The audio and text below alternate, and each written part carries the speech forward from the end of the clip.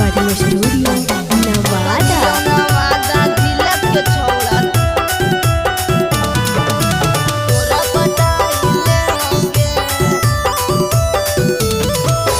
जखन मिलमी तखन सीना सटाई लेवोगे, जखन मिलमी तखन सीना सटाई लेवोगे।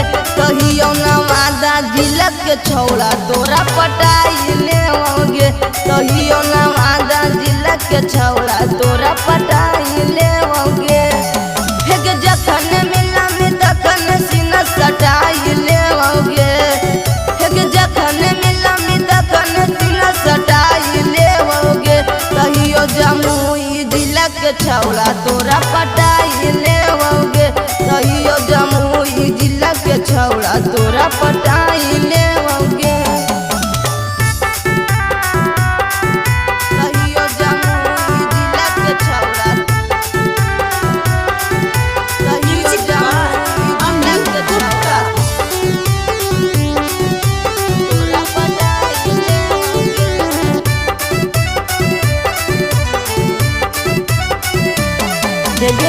चढ़ी के साइकिल छौड़ी मारो ही पंडी लगे, रोज रोज पढ़े जानी जामुई के जी लगे।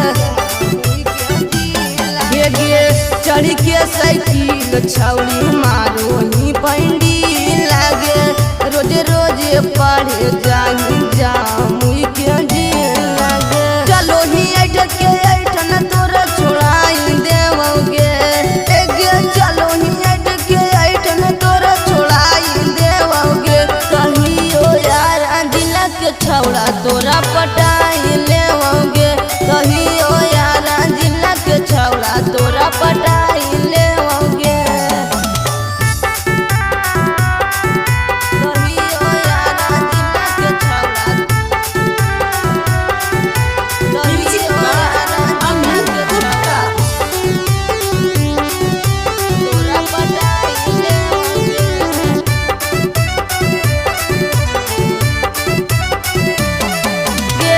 पटना के छौड़ा छौली ही रंगदार गे, जे आई तो बीच में ओकरा देवो गोली मार गे, गोली मार गे।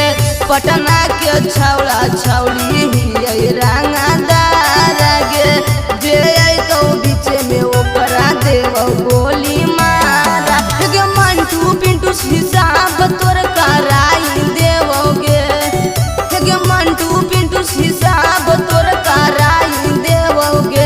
कहियो नालंदा जिला के छौड़ा तोरा पटाई